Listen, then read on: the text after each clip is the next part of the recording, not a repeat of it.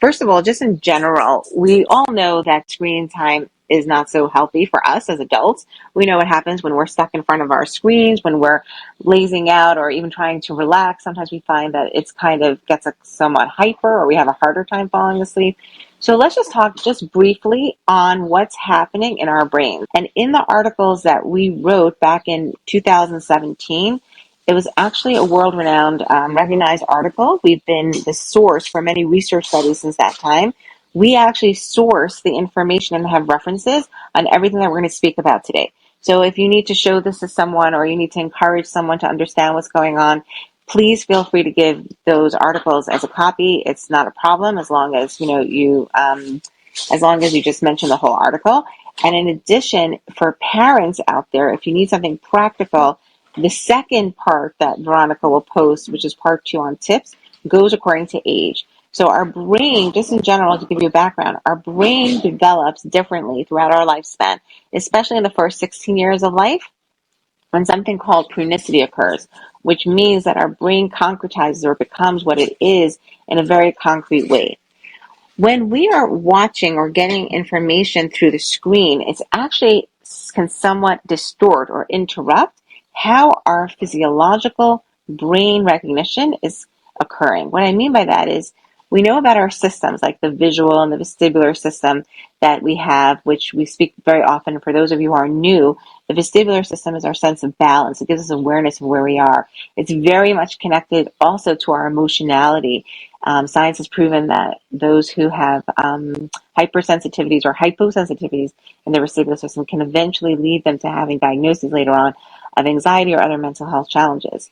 When we are developing, and it's pretty innocent, and we are still in our formative years, and our brain is honestly a sponge to everything else, what happens in our brain is that the messages get distorted from the frequent interruptions that are happening between how the visual and vestibular system are developing. And just to give a little more background before Evelyn goes on and talks about what happens with blue light, when we talk about the vestibular and visual system in the brain, they are running on the same track.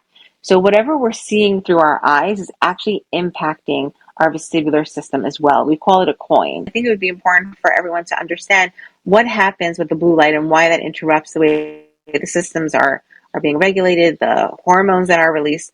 If you can maybe expand on that for a little bit. Hi, this is Evelyn. Sure, it'd be my pleasure. So when we talk about different lights, you know that through the UV spectrum, there are all different colors that we can take in. But it happens to be that when we talk about blue light, and all of our screens today, our LED screens, our computer screens, our TV screens, our phones, they emit a lot of that blue light. And the blue light is not so bad. Especially, when we wake up in the morning and we see the sunlight, there's blue in that. We all love seeing the sun because the blue light can let us know when we need to be alert. And it actually increases certain neurotransmitters, the production of neurotransmitters in our brain that lets us know that, okay, now this is time for us to wake up or arouse ourselves. There's actually a part of the brain that has to do with that, which is our reticular formation, and it's responsible for our wake-sleep cycles and sort of tells us when do I need to have a higher arousal level, when do I need to be activated, and we want that, of course, in the morning. But when it comes to exposing ourselves or even our children to this blue light at night, it's not so smart. Everyone knows like at a certain time of the day, and we sometimes feel it, by the way, you sort of like shut down. Your body sends these messages where you start to feel a little bit tired. You want the lights perhaps to be a little bit lower. Many of us, by the way, feel it, and then we actively engage in maybe a little bit more work. We get on our phones, we get on our computers, and we end up, I don't want to say squashing it, but pushing it a little bit away. And there would be nothing wrong if you decided to, let's say, read a book or play a game. You may feel that underlying tiredness, but when you expose yourself to too much blue light, it actually does not allow the proper neurotransmitters to be released. The one I'm particularly talking about is melatonin. It happens to be that at a certain time, our body starts producing more melatonin, which allows us to calm down and gets us ready for sleep. And the blue lights that we have in our computer screens and our devices inhibits the production of melatonin. So sometimes, and even I have to tell you, it applies to readers as well. I remember specifically we had a client who had a child who was having a really, really hard time falling asleep at night, couldn't calm down, was deregulated. And that's a whole other piece. When you're deregulated, you have a whole other bunch of neurotransmitters that are free flowing in your system, cortisol, adrenaline, which also activate the body. So imagine having all these activating neurotransmitters that are not enabling you to calm down and quiet. And I remember this parent saying, I asked, like, so what does she do? She's like, she reads before she goes to bed. I'm like, oh, okay, that's a great thing. I'm like, okay, but what does she read? Is she using a book or is she using a device? And she's like, no, of course, I bought her a reader and she loves reading through that. Those readers have LED, they're made from LED lights, and they also have a lot of those blue lights. So it wasn't enabling her to calm down and get relaxed to fall asleep. And we tried actually doing that for 3 weeks to see if she would rather use a book. We did let her use a reader earlier on if she wanted that when she got home, but after a certain time, she wasn't able to use any device or the reader, and it helped her with her sleeping pattern. So it's not just about what happens just in that sensory piece, which Amy started touching on, but it has a lot to do with making sure that physiologically we prepare our bodies and we feel and let our bodies do what it should normally do to protect our circadian rhythms as well as our sleep-wake cycle. Listening to you, I'm thinking about some family members that I know who would claim kind of easy to fall asleep, like they need a TV to fall asleep, and it gets them into this calm, relaxed state of sleep. But the reality is that if that's the need, also, there's a component that becomes a loop or a stress response or an addictive response that gets released when we have that need for the visual stimulation.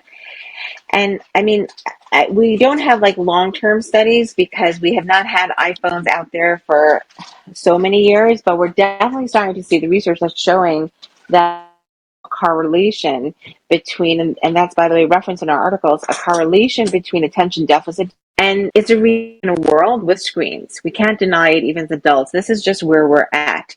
So it's not so much about avoiding screens as much as recognizing that children under the age of 2 should not at all. And I just want to share that in my family, my children know a child is born by us until they're 2. There's no screen time. We're talking. There's no phones. There's no looking at pictures. There's no iPads. Nothing at all. And I'll never forget when my daughter turned 2, and we had her birthday party. My son said, "Oh, she can look at screens now." It's almost like, she turned 2 and now that was officially the way she could do. I want to explain that for those of you who think that not having that exposure is going to inhibit the child's potential. Children do not have to be taught how to swipe or click the button. There is such a wonderful quality that happens to them when they're seeing something visually that they will learn those skills on their own.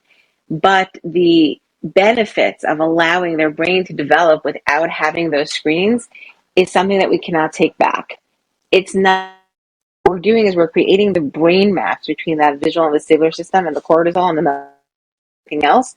So there are ways to kind of help us down the road. Of course, if you're listening to this now and your child has been in front of the screen all this time, there are definitely ways to stop that production.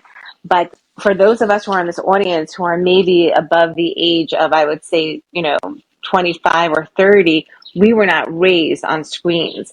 The children nowadays, we have no idea what the impact is of them for that long-term early exposure, but science is showing that there's actual brain changes.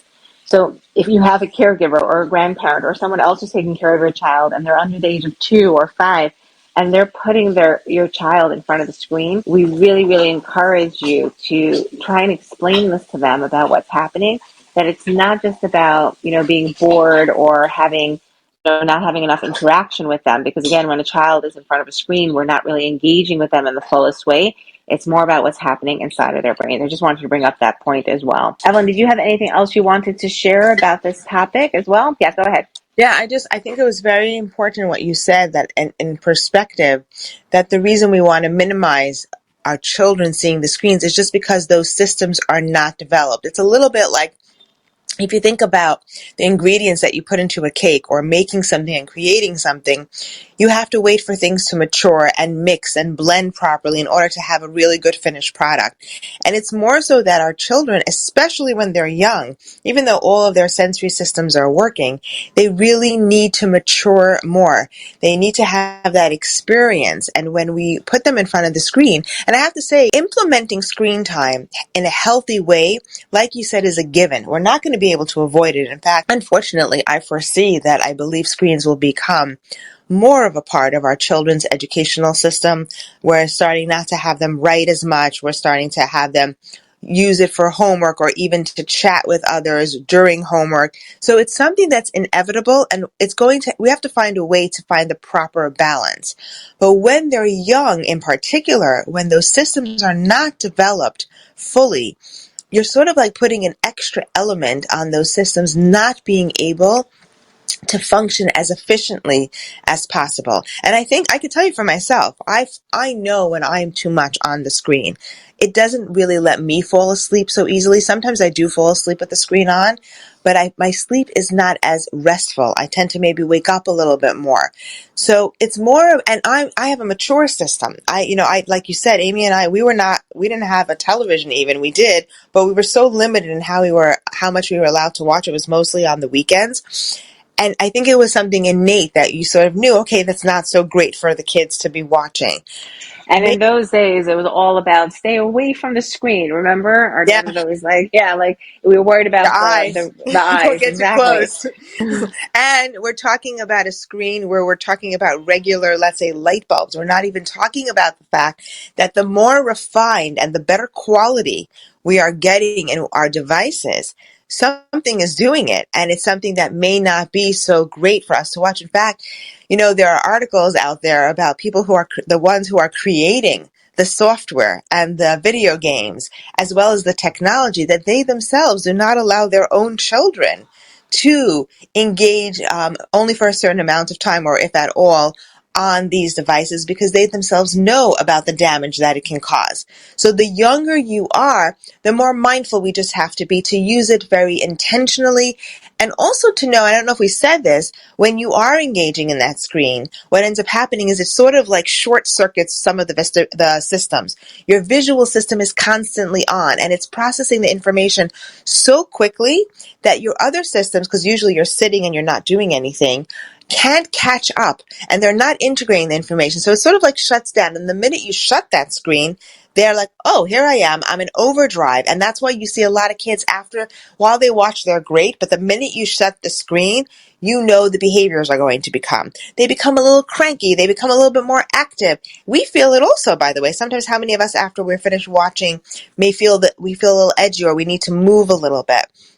My point is that being able to, let's say, if you're having your child watch on a screen, incorporate movement afterwards in particular. Make sure that you are just mindful of knowing what exactly happens and what can we do to sort of reset those systems so that they are where they need to be.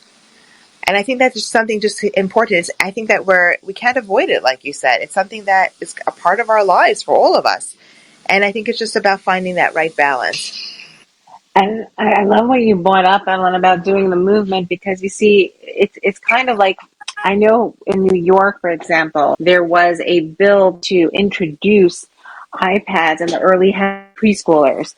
And my sister and I, we took a very big stand a couple of years ago, this was before COVID, to deny the approval of this kind of approach, because we showed them the research and explained to them how dangerous it is for children to have that. They were thinking it's progressive, that we're trying to get the children early on with the awareness of technology and with the awareness of information, and being effective in uniform engagement in the classroom.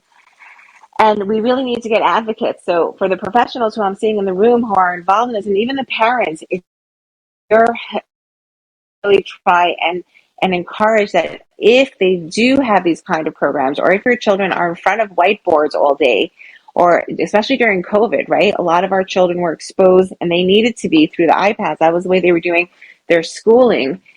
Encourage the systems.